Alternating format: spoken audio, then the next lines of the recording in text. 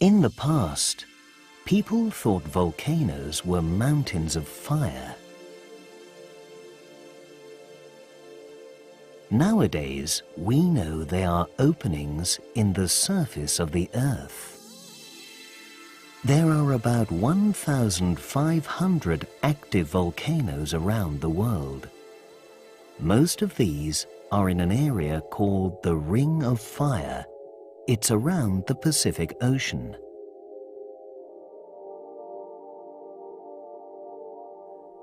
The surface of the Earth is made of large plates of rock. These are called tectonic plates. These tectonic plates are moving all the time, and volcanoes usually come up where these plates meet. In these places, the rock becomes very hot and melts. This is called magma. When magma comes to the surface, it's called lava. The lava can run like water, but over time, it builds up into a volcano.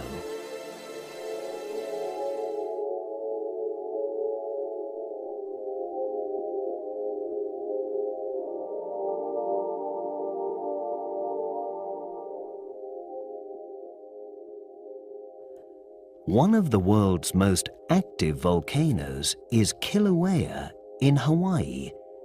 It's a popular destination for many tourists. You can stand close to the Kilauea and feel its heat.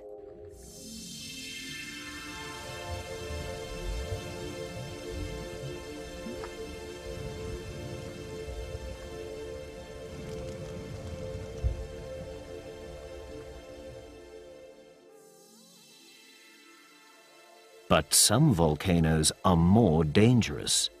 Mount Vesuvius is one of the most famous volcanoes in history. It buried the city of Pompeii 2,000 years ago. 2,000 people died under the lava, gas, and hot ash. But volcanoes don't always destroy life. Volcanoes have also created 80% of the Earth's surface, which means that humans and animals can live and plants can grow on the ground created by volcanoes.